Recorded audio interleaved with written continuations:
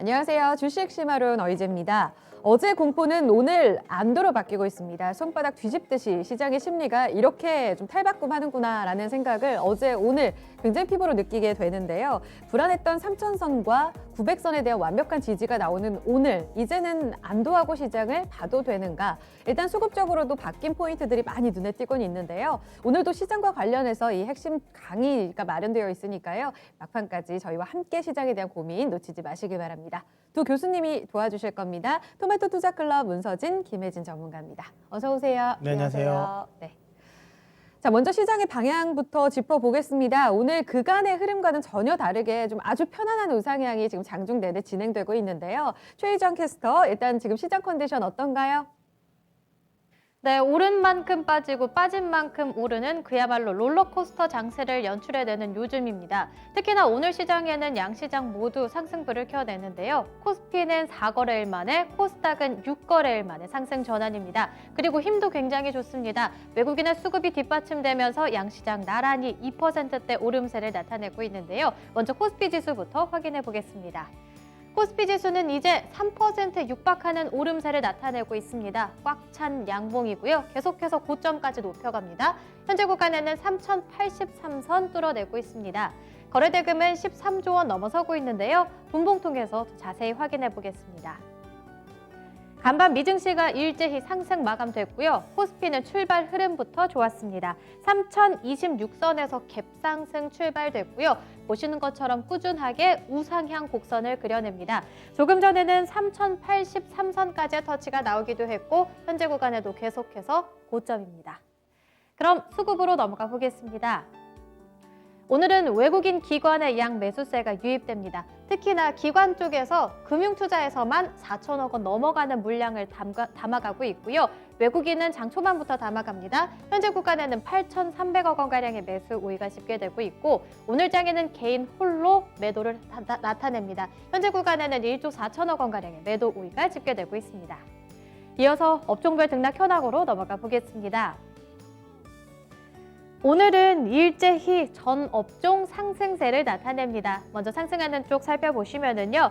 의료정밀 업종이 6% 넘어가는 강세 흐름을 나타내고 있는데 이 안에 덴티움이 어제 호실적을 발표하면서 두 자릿대 급등세를 나타내는데 이렇게 오늘까지도 연 이틀 급등세를 나타냅니다. 현재 구간에도 두 자릿대 급등세를 나타내고 있고요. 뒤를 이어서는 전기전자업종도 4%가량의 오름세를 나타내고 있는데 오늘 장에는 IT 투톱은 물론이고 중소형 IT주들까지도 강세 흐름을 나타내고 있습니다.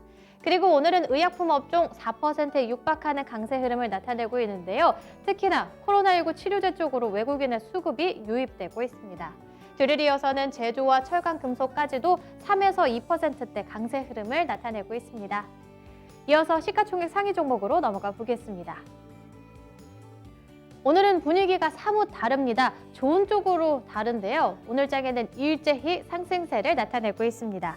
먼저 IT 투톱 살펴보도록 하겠는데요. 힘 굉장히 좋습니다.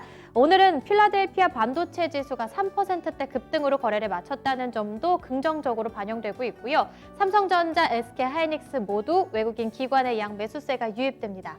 삼성전자 계속해서 고점 높여가면서 현재는 85,100원에 거래되고 있고요.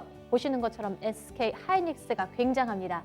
SK하이닉스는 4조 7천억 원 규모의 EUV 장비 설비 투자 소식을 전했고요. 장중에는 8%대 급등 흐름, 이렇게 14만 7천 원의 신고가 경신이 나오기도 했고 현재 구간에도 계속해서 고점입니다. 7%대 오름세를 나타내면서 14만 6,500원에 거래되고 있습니다. 그리고 오늘 장에는 언택트 투톱은 물론이고 2차전지 투톱도 괜찮은데요. 네이버가 1.8%대 오름세, LG화학도 2%가량의 오름세를 나타내고 있습니다. 이어서 6위부터 10위 종목으로 넘어가 보겠습니다. 나머지 종목들 일제히 좋습니다. 특히나 셀트리온이 코로나19 치료제에 대한 모멘텀을 받으면서 외국인 기관의 양 매수세 속에 장중에는 8%대 급등세를 나타냈고요. 현재 구간에는 상승폭 소폭 둔화됐지만 그래도 7%대 급등입니다. 30만 2천 원 선에 거래되고 있습니다. 그리고 현대차에서는 코나 화재에 대한 악재 소식이 있었습니다. 하지만 자체 리콜이라는 점에서 긍정적으로 바라보고 있고요. 아이오닉 5에 대한 효과가 여전히 반영되고 있습니다. 보시는 것처럼 보란 듯이 3%에 육박하는 오름세를 나타내고 있고 24만 1,500원에 거래되고 있습니다. 그리고 오늘은 삼성 바이오로직스도 괜찮고요. 삼성 SDI 나란히 2%대 오름세를 나타내고 있습니다. 그럼 특징주로 넘어가 보겠습니다. 오늘 코스피 시장에서는 히토류 관련주가 강합니다. 이는 바이든에 대한 영향을 소화하고 있는데요. 미국에서는 탈중국화를 위해서 관련 국가의 협력을 통한 새로운 공급망 구축에 나서겠다 이렇게 선언한 바 있습니다. 이로 인해서 히토류 관련주가 강세 흐름을 나타내는 건데요. 먼저 첫 번째 종목으로는 세노텍 찾아볼 수 있겠습니다. 이 종목의 경우에는 오늘장 외국인의 기관의 양 매도세가 집계됩니다. 그럼에도 불구하고 개인이 담아가면서 힘 괜찮은데요. 보시는 것처럼 장 중에는 28%대 급등세를 나타내면서 2,625원에 거래되기도 했습니다. 현재 구간에는 윗꼬리를 소폭 달기는 했지만 그래도 여전히 20%대 넘어가는 급등세고요. 24%대 급등에 2,560원에 거래되고 있습니다. 그럼 두 번째 종목으로 넘어가 보겠습니다. 유니온 머티리얼 역시나 장 중에는 19%대 급등 흐름을 나타내면서 4,800원 선 뚫어냈고요. 현재 구간에도 두 자리대 급등세 4,620원에 거래되고 있습니다. 마지막으로 티플렉스 함께 체크해 볼 수 있겠습니다. 이 역시도 장 중에는 13%대 급등 흐름, 두 자리대 급등이었고요. 현재 구간에는 윗꼬리 소폭 달면서 6%대 오름세를 나타내고 있습니다. 그럼 코스닥 시장으로 넘어가 보겠습니다. 코스닥 역시나 현재 구간에는 외국인의 수급이 유입되면서 계속해서 2%대 상승을 켜내고 있는데요. 전거래일 대비해서는 2.7%대 상승, 지수로 봤을 때는 930선 탈환했고요. 거래 대금은 10조 원 넘어서고 있습니다. 그럼 분봉으로 넘어가 보겠습니다. 코스닥도 상승 출발 910선에서 갭상승 출발됐고요. 이렇게 차례대로 920선, 930선까지 탈환했습니다. 현재 구간 고점입니다. 930선 지나가고 있습니다. 그럼 수급으로 넘어가 보겠습니다. 현재는 외국인의 매수세가 유입되고 있습니다. 520억 원가량의 매수 우위고요. 기관은 계속해서 관망세 나타냅니다. 현재 구간에는 소폭 매도하고 있고 개인 함께 팔고 있습니다. 코스피 시장이나 코스닥 시장에서 개인은 팔고 있고 현재는 250억 원가량의 매도 우위가 집계되고 있습니다. 이어서 시총 상위주 등락 현황으로 넘어가 보겠습니다. 코스피가 일제히 상승했다면 코스닥은 대체로 상승세를 나타내고 있습니다. 먼저 1위부터 5위 종목까지 확인해 보시면 코스피 시장에서도 셀트리온이 강세 흐름을 나타냈듯이 오늘 장에는 외국인이 이렇게 셀트리온 3인방을 모두 담아갑니다. 셀트리온 헬스케어는 6에서 7%대 급등세를 이어가고 있고요. 셀트리온 제약은 7에서 8%대 급등세를 이어가고 있습니다. 그리고 오늘 장에는 카카오 게임즈도 3%가량의 오름세를 나타내고 있고 나머지 알테오젠도 굉장히 강합니다. 알테오젠의 경우에는 8거래일 만에 상승 전환인데요. 이쪽에서는 머크의 위탁 생산 계약의 강세 흐름이 집계되고 있습니다. 외국인의 매수세가 유입되면서 조금 전에는 13%대 급등세를 나타냈고 현재 구간에도 10% 이상 급등합니다. 13만 8,300원에 거래되고 있습니다. 그럼 이어서 6위부터 10위 종목으로 넘어가 보겠습니다. 여기서는 SK 머티리얼즈가 6거래일 만에 상승 전환입니다. 조금 전에는 6%대 급등세를 나타냈고요. 현재 구간에도 4% 넘어가는 상승입니다. 나머지 2차 전지 쪽도 괜찮습니다. 1%대 오름세를 나타내고 있고요. 반대로 HLB와 CJ는 0.3%대, 1.5%대 내림세가 집계되고 있습니다. 이어서 특징주로 넘어가 보겠습니다. 오늘은 코로나19 치료제와 관련한 종목들이 강합니다. 특히나 외국인이 이 종목들을 상당히 많이 담아가고 있는데요. 앞서 시총에서 봤듯이 오늘장 외국인은 셀트리온 헬스케어를 가장 많이 담아갑니다. 이와 관련해서는 이번에 셀트리온에서 코로나19 치료제로 유럽의 허가 절차를 본격적으로 시작한다는 소식이 전해졌고요. 오늘 셀트리온 3형제 모두 외국인이 담아가고 있습니다. 특히나 셀트리온 헬스케어는 계속해서 6에서 7%대 급등세를 나타내는데요. 현재 구간에는 12만 8,700원에 거래되고 있습니다. 두 번째로 셀트리온 제약으로 넘어가 보겠습니다. 이 종목 역시나 힘 더 좋은데요. 7에서 8%가량의 급등세를 이어가고 있고 현재 구간에도 15만 7,800원에 거래되고 있습니다. 그리고 이렇게 코로나19 치료제와 관련한 종목이라면 현대바이오 함께 체크해 볼 수 있겠는데요. 현대바이오에서는 코로나19 경구용 치료제의 중간 시험 결과에서 100% 효력이 나타났다는 점이 부각됐습니다. 바이러스 유전자 증폭 검사 결과에 이 경구약을 투여한 지 30시간 후에 모든 개체에서 코로나 바이러스가 완전히 사멸됐다고 밝혔습니다. 이로 인해서 현대바이오가 오늘 바로 상한가로 직행했고요. 보시는 것처럼 52,000원의 신고가 경신이 나왔습니다. 그럼 두 번째 특징주로 넘어가 보겠습니다.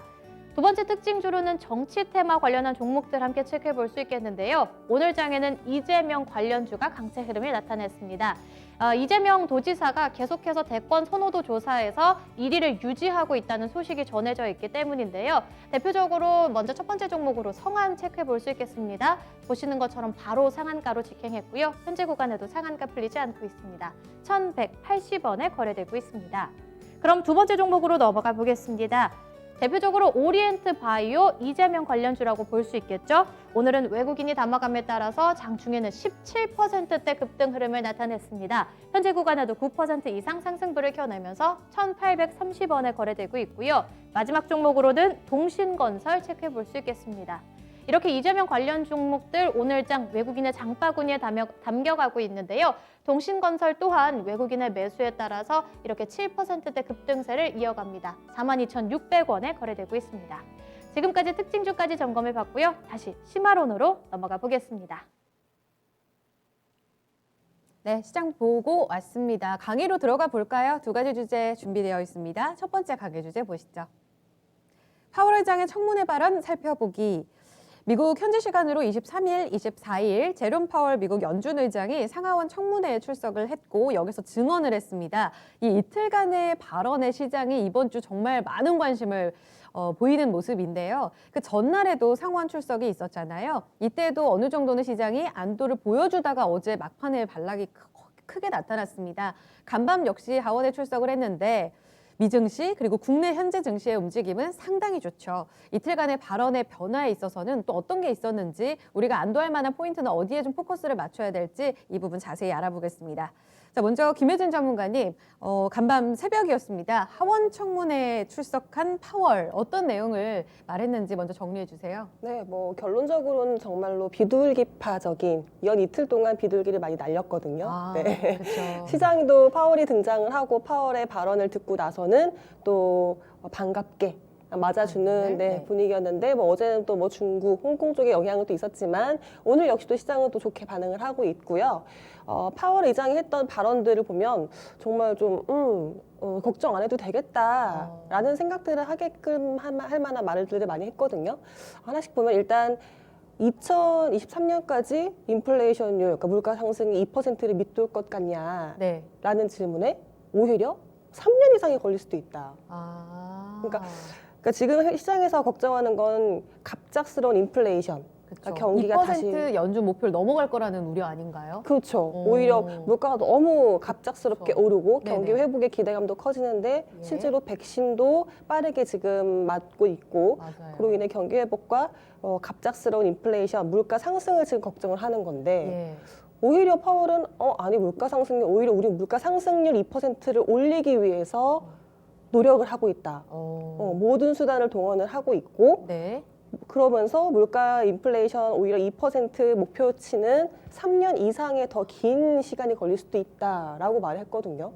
그러니까 물가는 걱정 안 해도 된다라고 사실은 이런 스탠스는 계속 말을 하고 있어. 연준 의원들이 말을 하고 있거든요. 네네. 원래 연준의 이제 두 가지의 목표, 듀얼 맨데이트라고 해서 물가와 고용 안정을 지금 말을 하고 있잖아요. 예. 그러니까 물가의 안정과 완전 고용을 말을 하고 있는데 물가는 걱정하지 말아라라고 지금 계속 말을 해주고 있어요. 예. 근데도 이제 시장에서는 걱정을 하는 거죠. 네. 갑자기 경기가 좋아지고 회복이 됐을 때 또 지금보다 갑작스럽게 물가가 상승을 할까봐 걱정을 하는 거지만 네. 이 부분은 계속 지금 잠재워주고 있는 부분. 또 통화 정책으로도 우리는 지금 제로금리를 계속 유지를 할 것이다. 이 기간은 생각하시는 것보다 더 길어질 수 있다라고 안심을 해주고 있는 것 같고요. 네. 그리고 고용을 정말 많이 신경을 쓰는 것 같아요. 연준에서는. 네. 완전 고용은 은 정말 지금으로서는 지금 상황은 너무 안 좋은 상황인 것 같고 오히려 파월 의장이 지금 코로나로 인해서 지금 수치상으로 뭐 6.5%, 6.8%의 실업률이 나오지만 예. 오히려 이런 수치의 계산이 되지 않는 것까지 감안을 하면 10% 이상의 실업률 또 이런 실업률의 격차가 엄청 클 것이다. 실제로는 클 것이다라고 하면서 이 고용 쪽에서의 지금 걱정을 많이 하고 있거든요. 그만큼 안 좋게 보고 있다는 거고 음. 아직 시간이 걸린다고 본다는 거네요. 그렇죠. 고용이. 네. 그러니까 고용 쪽에서의 해결이 되지 않는다면 네. 우리는 이거를 또 안정을 시키기 위해서 또 정책적으로도 많이 도와줄 수 있을 것이다라는 남아있는 카드들을 계속 말을 해주고 있는 것 같아요. 그러니까 걱정하지 말아라고 말해주고 있는 것 같고요. 네. 그래서 뭐 최근에 뭐 모든 자산 가격이 다소 상승을 했으나 네. 이건 경기의 회복, 당연히 경기의 회복이 돼야 되겠죠. 코로나가 지금 극복이 돼야 되는 건 맞고요. 예. 하지만 코로나 극복이 됐을 때 우리가 우려하는 것만큼 갑작스럽게 뭐 자산 가격이 인플레이션이 되면서 힘들지는 못할 것이다. 오히려 연준은 최근에는 인플레이션 파이터가 아니라 디플레이션 파이터다 뭐 이렇게 표현이 되고 있으니까 뭐 이런 통화적인 스탠스는 변화주지 않을 것이라고 계속 강조를 하고 있는 부분이 있고요. 네. 또 참고로 또 디지털 화폐 요거 이야기 요즘 계속 하더라고요. 그러게요. 최근에 비트코인도 네. 이제 상승을 하고 있으니까 이쪽에서의 관심이 또 워낙에 많고, 그렇죠. 네, 또 정말 그 최근에 모든 자산이 올랐다라고 했을 때 디지털 화폐, 비트코인 자산도 올랐기 때문에 이쪽에서 관심도 있는 것 같은데요. 또 파월 의장이 이쪽에서 조금 의미심장한 발언을 하는 것이 네. 우리도 이 부분에서는 좀 올해가 중요한 한 해가 될 것 같다. 우리가 예상하고 있는 그림에서의 좀 협의들이 올해부터 많이 이루어질 것 같다라고 하면서 뭔가 의회 쪽과도 지금 협의를 하지 않을까라는 가능성을 열어둔 발언을 했거든요. 그러면은 그 전에 이제 옐런 재무장관도 디지털 화폐 도입, 디지털 달러 도입에 대해서 어느 정도 고려하고 있다고 말했고 심지어 재무부와 연준 쪽에서 그 이야기를 했다면 말씀하신 그 의회까지면은 이제 합의를 통해서 정말 디지털 달러 발행할 수도 있겠다 이렇게 우리는 이해할 수 있겠네요. 그렇죠. 사실 계속 저희가 의문을 가진 것은 네. 이런 디지털 화폐가 앞으로도 자산 가격이 상승할 수 있을 것이냐 에서 저희는 좀 의문점이 많거든요. 네. 왜냐하면 아무래도 패권, 이 달러 패권이라든지 화폐의 패권을 어느 쪽으로 가져가냐가 제일 중요한 문제일 텐데 네. 사실 미국 쪽에서 이런 부분을 가만히 할까요? 네, 그렇죠. 방관하진 않겠죠. 두고 네. 보고만 있진 않겠죠. 그렇죠. 그리고 최근에 이런 의회라든지 연준이라든지 이렇게 뭔가 조직적으로 다 같이 지금 움직임을 보이고 있는 형태도 보여서 그렇게 되면은 뭐 디지털 화폐 도입도 정말로 소문만 무성한 것이 아닌 정말 이런 실질적인 움직임이 나타나지 않을까. 화폐 네. 발행도 조만간까지는 아니겠지만 네. 뭐 앞으로는 좀 계획적인 올해에는 모습. 확실한 시그널을 볼 수 있겠다. 그렇죠. 그래서 그런 부분들을 다 감안해 봤을 때 네.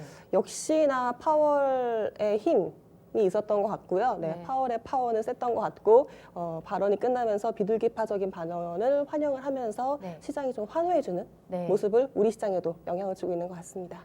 그렇군요. 일단 상원도 제가 아까 얘기를 했지만 상원에서도 비둘기를 날렸고 말씀하신 대로 이틀간에 이렇게 비둘기파적인 기조를 보였는데 유독 간밤에 미 시장과 우리 오늘 증시가 이렇게 화답하는 모습에는 분명히 다른 시그널이 있을 것 같거든요. 문선희 전문가님 혹시 상원에서는 하반기에는 경제 정상화된다 뭐 이런 이야기도 했다고 하는데 지금 김혜희 전문가 정리를 보면 3년 동안 물가는 회복되기 어렵다. 사실 이런 시그널이잖아요. 혹시 요거 때문에 이렇게 시장에서 반응을 하는 건지 전문가님 보시기에 좀 눈에 띄었던 그런 발언들 또 정리를 해본다면 어떤 게 있을까요? 그 이제 이연령 비연령이라고요. 사실 뭐 상원에서 했던 거랑 하원에서 했던 거랑 큰 기조는 다른 건 없어요. 아, 네. 그냥 내가 듣고 싶은 대로 듣고 싶은 시장의 마음, 시장의 예, 심리. 예, 똑같은 말은 영향을 했거든요. 받았다. 거의 비슷한 말이 아니라요. 그냥 똑같이 말했어요. 네. 똑같이 말했는데 뭐 이런 약간 그런 느낌인 것 같아요. 파월 의장 요즘에 시장과 소통을 하면 이런 답답함이 있을 것 같아요. 그러니까 내가 왜 화났는지 몰라? 인 것 같아요. 지금 거기에 늪에 빠졌어요, 지금.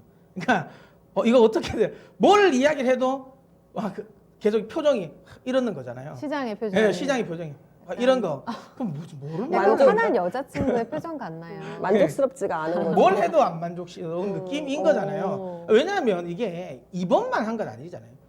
거의 한 2달 동안 정말 입이 닳도록 네. 뭔가 뭐 항상 파월 의장 발언이 나오면 단 한 번도 매파적인 발언 한 적이 없어요. 네, 맞습니다. 계속 비둘기파적인 발언 했거든요. 맞습니다.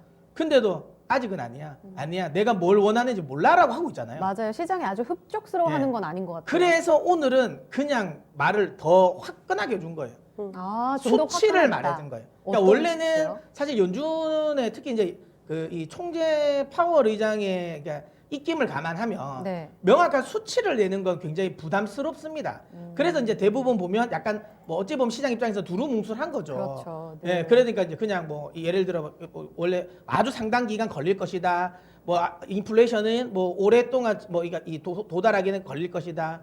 우리는 아주 오랫동안 양적 완화를 유지할 것이다라는 거잖아요. 네. 근데 이제 계속 이제 시장 입장에서 그래서 뭐 아니야 인 거예요. 그래서 이제 말 그대로 그냥 사랑한다고 말을 해준 거예요. 그 단어를 3년이라는 단어를 장기간에서 3년 3년으로. 명확하게 해준 거예요. 수치를. 여기가 근데 이게 달라졌군요. 우리 입장에서 보면 그 3년이라는 단어가 뭐가 그래 중요하냐고 생각할 수도 있지만 네. 사실 이제 연준 의장의 발언은 매우 중요합니다. 그러니까 이게 결국에는 연준의 스탠스라는 거죠.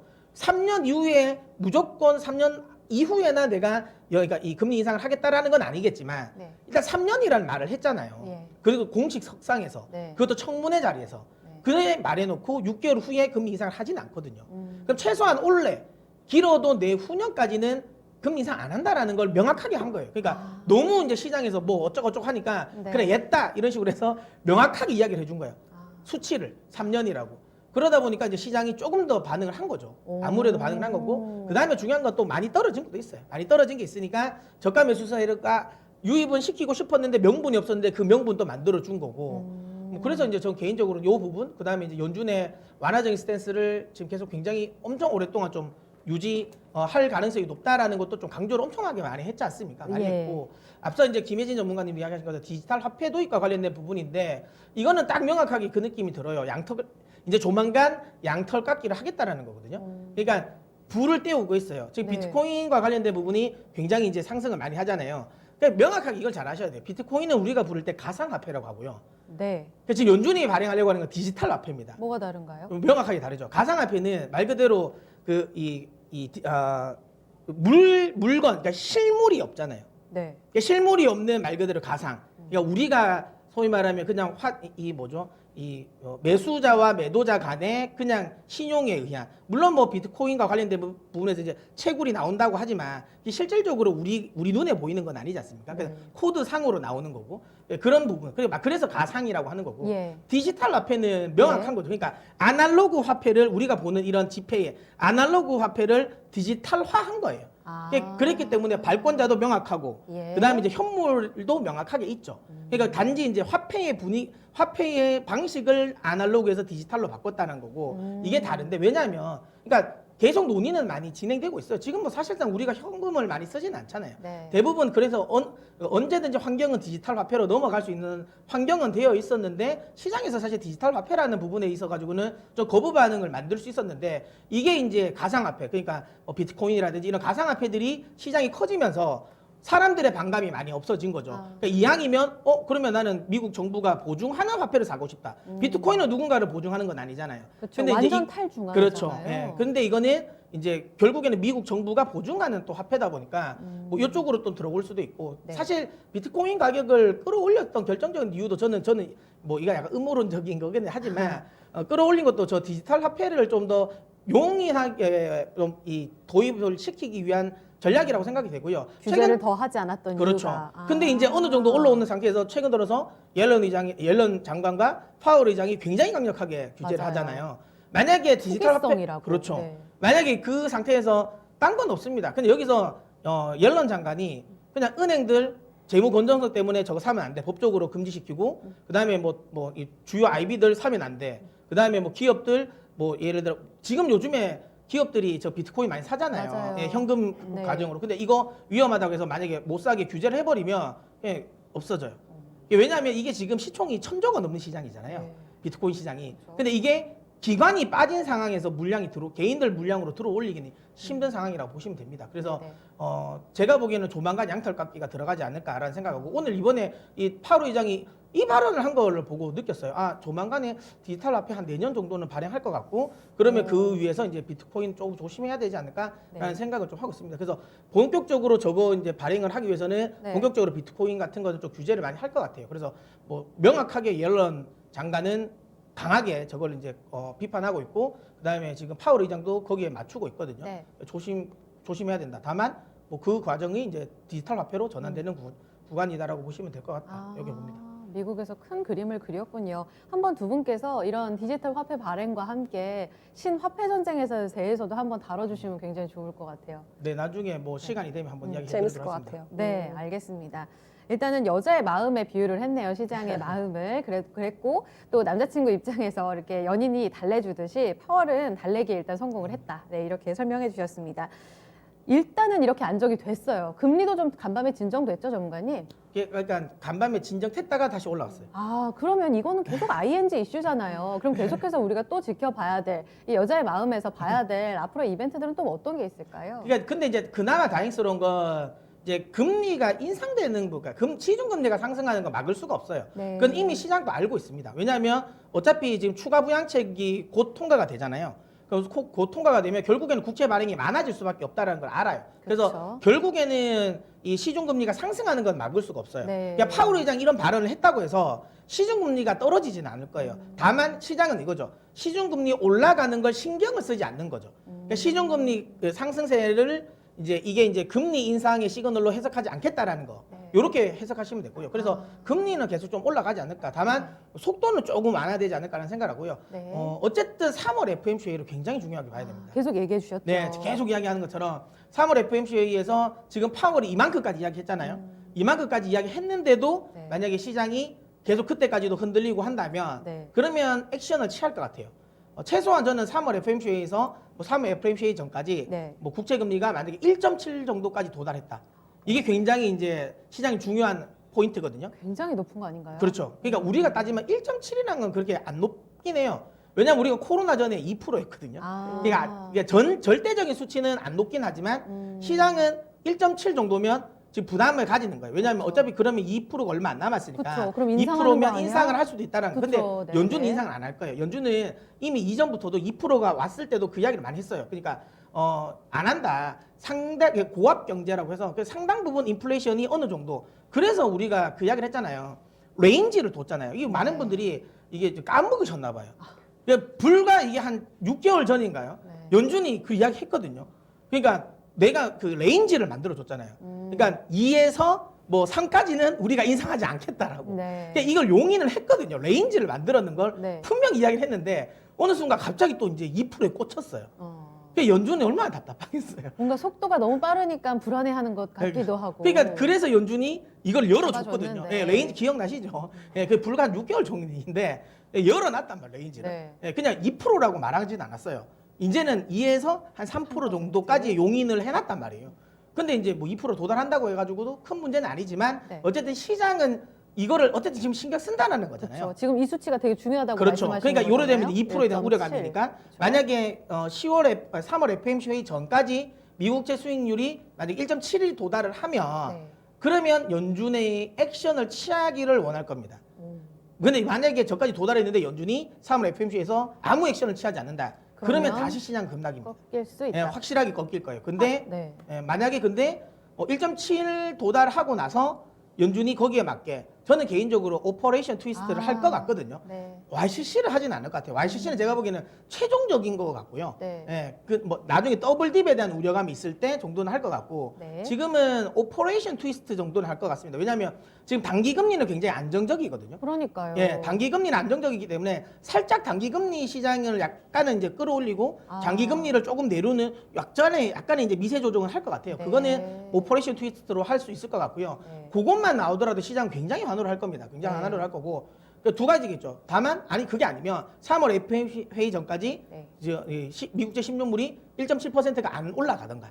그러면 시장은 좀 안정적이다. 아. 이렇게 보시면 되고. 근데 어쨌든 저는 기본적으로 좀 시장은 안정을 찾을 거라고 보고 있습니다. 그리고 네. 3월에 최근에 연준의 스탠스를 보면 3월 FOMC 회의를 실망감을 주지는 않을 것 같습니다. 아. 최소한 중립 이상 정도의 결과는 네. 나올 거다라고 보고 제가 뭐 어제도 뭐 TV에 나왔을 때도 이야기 많이 드렸지만 네. 최근 들어 계속 시장 빠지는 거 그렇게 걱정할 필요는 없다. 네네. 단기적인 조정일 뿐 결국엔 그때 굳이 막 손절까지 해가지고 현금 받고 할 필요는 없다라고 제가 이야기 드렸던 부분이 이 기억나는데요. 어쨌든 예. 지금도 그 스탠스를 유지하시는 게 맞다라고 봅니다. 알겠습니다. 혹시 내가 매도의 시점을 놓친 건 아닐까 굉장히 초조하신 분들 지금 진짜 많으실 텐데요. 변곡점을 제공할 수 있는 이벤트로는 일단 미 국채 금리 1.7% 도달과 FOMC 회의에서의 다시 한번 연준의 스탠스를 확인하는 게 상당히 중요하겠습니다.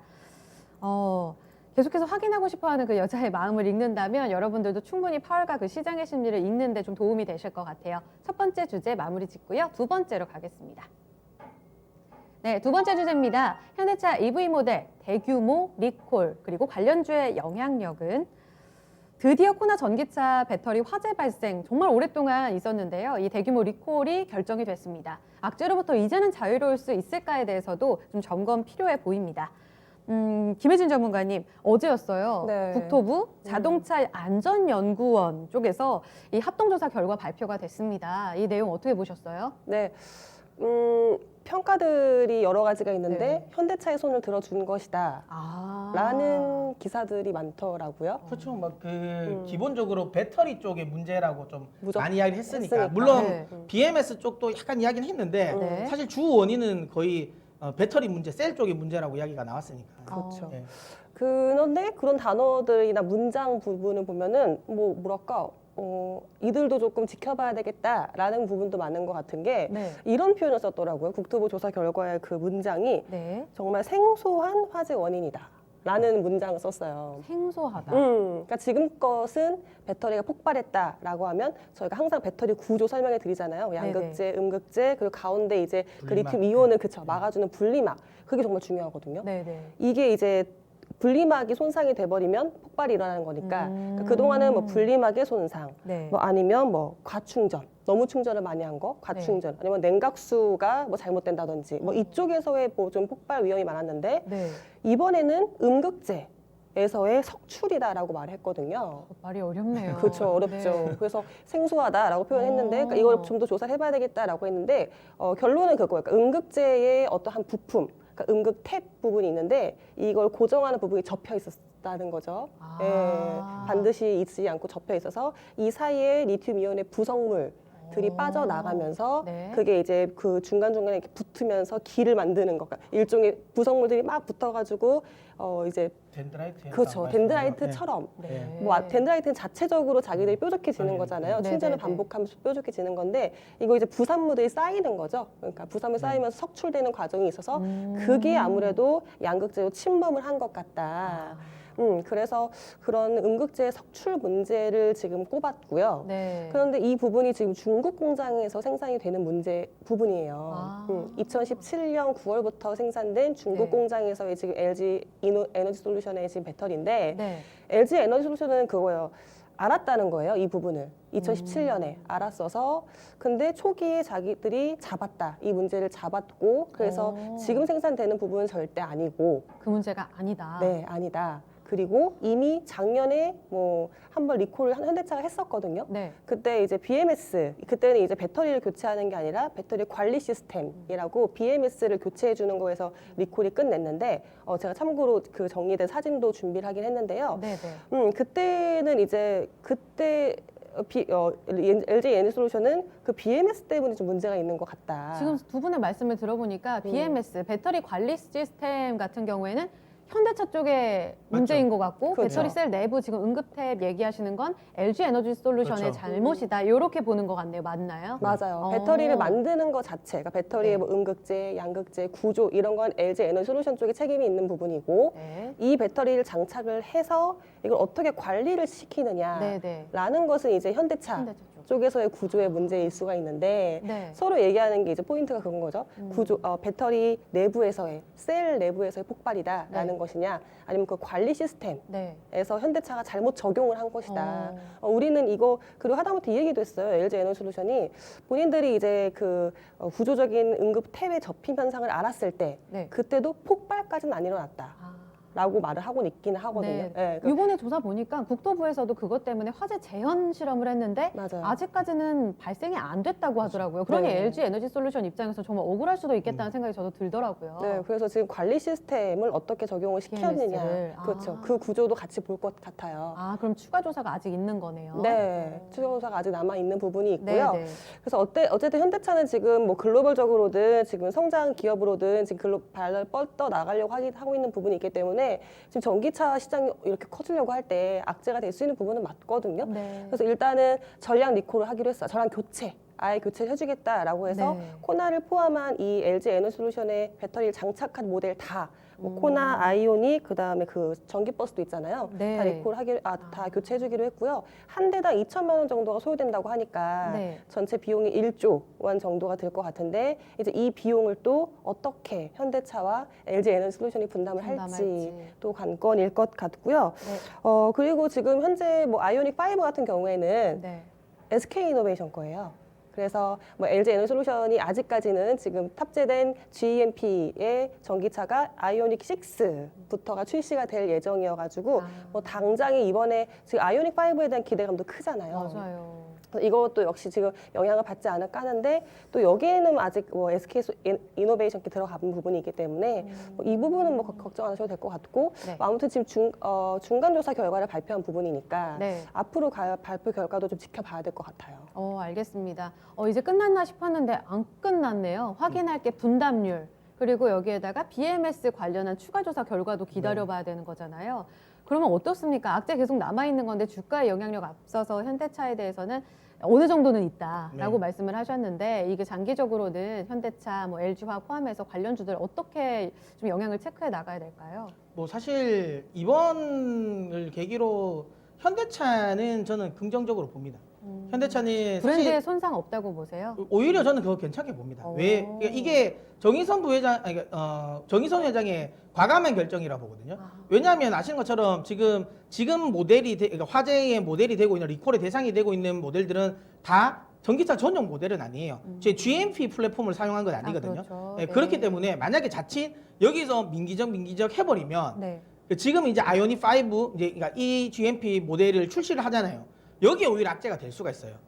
왜냐하면 너희는 뭐 전기차 저거나 잘 처리도 안 해놓고 저 또 새로 거 만드냐? 그럼 저것도 혹시라도 나중에 문제 생기면 이런 식으로 대응할 거 아니냐라는 거잖아요. 시장 이미지가요. 그러니까 전기차라는 건 지금 어쨌든 새롭게 시장에 진입을 하는 모델이잖아요. 네. 그러면 사실 저거를 사기 위해서는 좀 뭐 최근에는 뭐 어찌 보면 그 충전도 좀 편해지긴 했다 하지만 그래도 내연기관보다는 불편해요.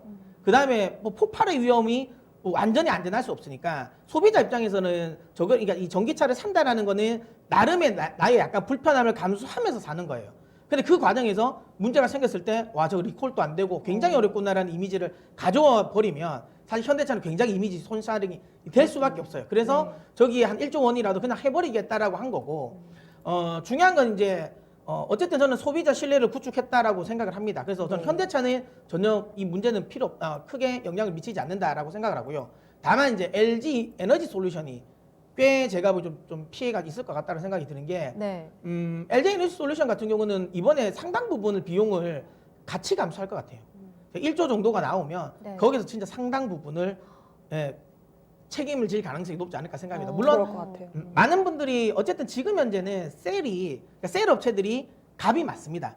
왜냐하면 이번에도 아이오닉 5도 사실 SK에서 물량을 못 떼서 그러니까 이 배터리를 딱 줄 수 있는 게 26,000대밖에 없거든요. 딱 그래서 1년에 생산할 수 있는 게 그게밖에 없어요. 네. 그러니까 확실하게 지금은 셀 업체들이 우위는 맞는데 네. 이게 딱 3년만 지나면 네. 공급 과잉으로 바뀌어요. 네. 왜냐하면 중국이랑 미국이랑 그다음에 유럽이 엄청나게 증설을 하거든요. 그러니까 이게 이제 그러니까 쇼티지가 풀리는 시점은 3년이에요. 예. 근데 이 전기차 사업 자체가 3년에 끝나겠습니까? 오히려 3년 이후부터 더 본격화가 되는데. 그쵸. 근데 만약에 여기서 소위 말하면 지금이야 당연히 셀 업체들이 답일 수는 있지만 나중 돼서 이게 조금 더 이제 대중화가 되고 이제 배터리 셀 가격이 안전히 낮아지고 공급 과잉이 됐을 때 그러면 결국에는 자동차 메이커들이 더 다시 갑이 될 수도 있어요. 그럼 그 과정에서 저것 때문에 신뢰를 무너뜨리면 그 다음에 수준은 안 나올 가능성이 높습니다. 그러니까 LG 에너지 솔루션 입장에서도 이 부분을 그냥 소홀하게 할 수는 없어요. 속으로는 마음에 안 들 수는 있겠죠. 네. 아 저거 우리 때문이 아닌 것 같은데 라고 하더라도 만약에 저거를 책임을 안 져주면 사실 현대차가 그 다음 거를 LG 에너지 솔루션을 할 수 있겠어요. 다음 모델을 쉽게 채택을 못 합니다. 그래 내버리면. 그러면 뭐 지금이야 아까도 얘기 드린 것처럼 굉장히 이제 이 쇼티지긴 한데 네. 지금 저 GMP 이제 3차 물량까지는 다 확정을 했잖아요.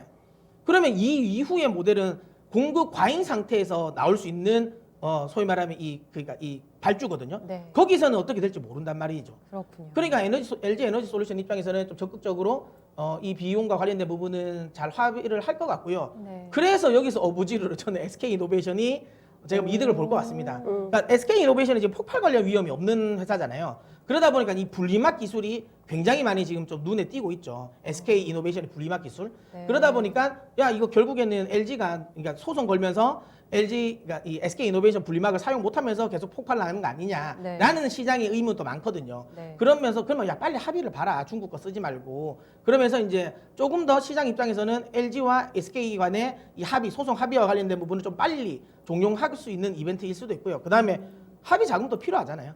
그러면 이제 여기서 이제 SK랑 합의를 보고 이걸 가지고 이제 현대차랑 또 합의를 볼 가능성이 높아서 생각보다 SK 이노베이션의 이번 소송 관련 부분의 합의는 좀 진행이 되지 않나. 지금 이건 확실히 액션에 나와요.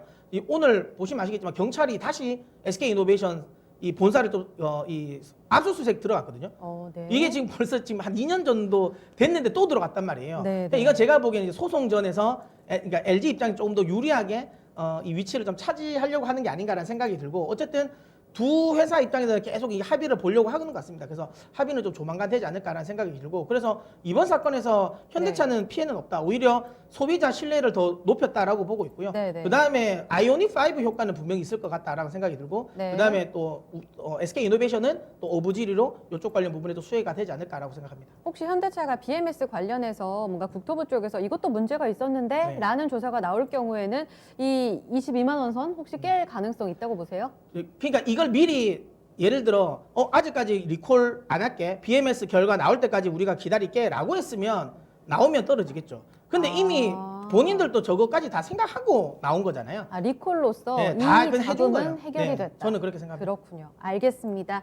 전략까지 함께 들어봤네요. 두 분의 전략은 여기서 마무리 짓겠습니다. 오늘도 좋은 강의 고맙습니다. 네. 감사합니다.